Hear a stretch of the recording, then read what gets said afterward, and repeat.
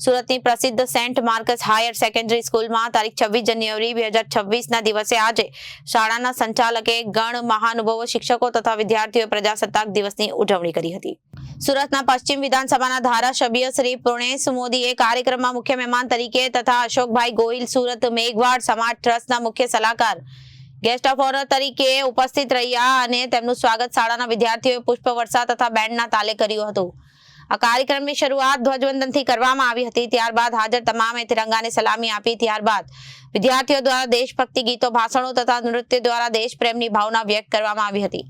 શાળાના trustee Shri BVS Rao પર sir તેમજ શ્રીમતી સુશીલા રાવ મેડમ તથા શાળાના આચાર્ય પ્રણબ નાયક અને CBSC શાળાના આચાર્ય શ્રીમતી વિભાબેન વાઘાણી તેમજ એકેડેમિક એડમિનિસ્ટ્રેટર અને David sir, primary incharge Shrimati Khushali Shah તથા શ્રી વિકાસ ભેડા અને સાયન્સ ઇન્ચાર્જ શ્રીમતી શેફાલીબેન દવે તેમજ શાળાના અન્ય શિક્ષકો વિદ્યાર્થીઓ દેશભક્તિની ભાવનાને પ્રોત્સાહન આપવા માટે હાજર રહ્યા હતા।